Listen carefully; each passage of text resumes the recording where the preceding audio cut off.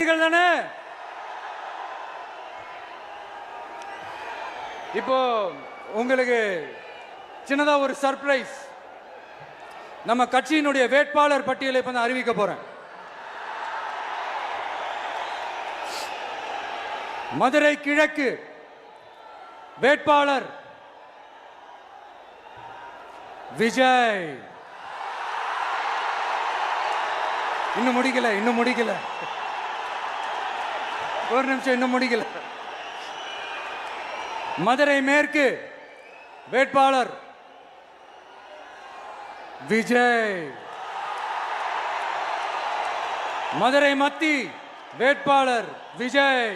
மதுரை தெற்கு வேட்பாளர் விஜய். மதுரை வடக்கு வேட்பாளர் விஜய்.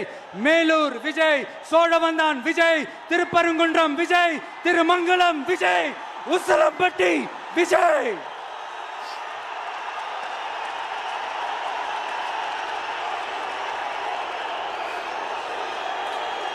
என்னடா எல்லா தொகுதியிலையும் ஒரே வேட்பாளர்னு பாக்குறீங்களா? 234 தொகுதியிலையும் இந்த விஜய் தான், அதாவது உங்க விஜய் தான் உங்க சின்னம். இன்னும் சிம்பிளா சொல்லணும்னா உங்க வீட்டில் இருக்கிற ஒருத்தர் தான் வேட்பாளரா நிக்க போறாங்க. அந்த வேட்பாளரும் நானும் வேறு வேறு இல்லை.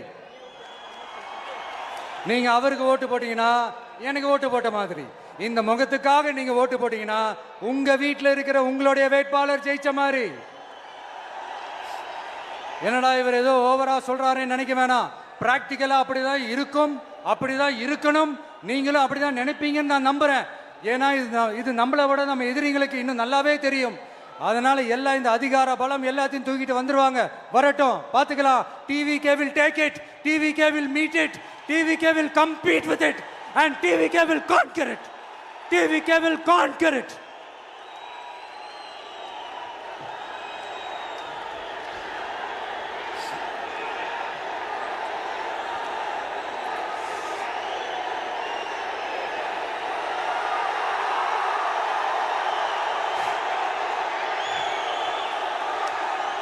இந்த நேரத்தில் நம்ம மனசுல இருக்கிறத மக்கள் கிட்ட சொல்லி ஆகணும். தூத்துக்குடி ஸ்னோலினோட அம்மா என்ன அவங்களோட தம்பி, இன்னும் அவங்க பொண்ணுக்கு நான் தாய் மாமன்னு சொன்னாங்க. அந்த அக்காவோட குழந்தைக்கு மட்டும் இல்லைங்க, என்ன அண்ணனா தம்பியா நினைக்கிற தமிழ்நாட்டில் இருக்கிற என்னோட எல்லா சகோதரிகளின் குழந்தைகளுக்கும் நான் இன்னைக்கு மட்டும் இல்ல, என்னைக்குமே ஒரு தாய் மாமனா தான் இருப்பேன். நீங்க எல்லாரும் என்னுடைய ரத்த உறவு, கூட பிறந்த பொறுப்பு.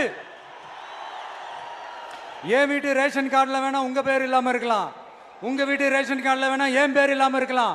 ஆனா நாம் எல்லாரும் ஒண்ணுதான், உறவுதான். நமக்கு இடையே எந்த அரசியலும் உள்ள நுழையவே முடியாது. என்கிட்ட இருந்து உங்களையும் உங்ககிட்ட இருந்து என்னையும் எந்த சக்தியாலும் பிரிக்கவே முடியாது. அப்புறம் நான் ஒன்னும் இந்த மார்க்கெட் போனதுக்கு அப்புறம், ரிட்டையர் ஆனதுக்கு அப்புறம் அடைக்கலம் தேடி அரசியலுக்கு வரல. படைக்கலனோட வந்திருக்கிறோம்.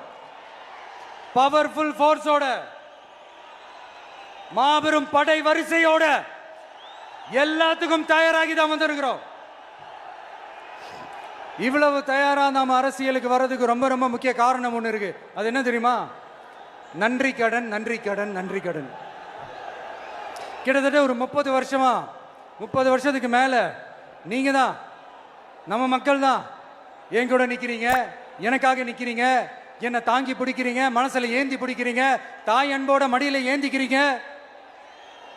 உண்மையை சொல்லணும்னா வேற யாரை விடவும் எனக்கு இந்த அன்பையும் ஆதரவையும் கொடுத்துருக்கிறீங்க. என் மேல உயிரையே வச்சிருக்கிறீங்க. என்ன உங்க வீட்டுல ஒருத்தனாவே ஆக்கிட்டீங்க. நீங்க எனக்கு கடவுள் கொடுத்த வரம்.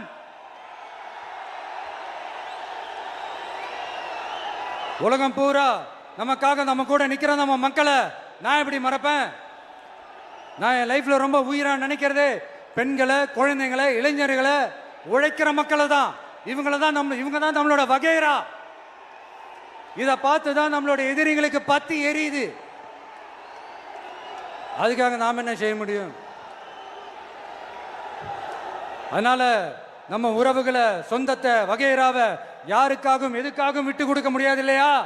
Here at this moment among this August gathering, I want to open my heart and say, I enjoy people. I respect people. I worship people.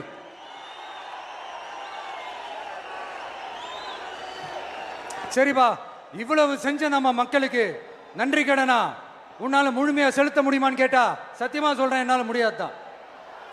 இன்னும் எத்தனை ஜென்மம் எடுத்தாலும் அந்த நன்றி கடனை என்னால தீர்க்கவே முடியாது. அப்புறம் என்ன மானாவுக்கடா நீ வந்திருக்க அதானே கேட்குறீங்க? மைண்ட் வாய்ஸ் கேட்ட மாதிரி இருந்தது.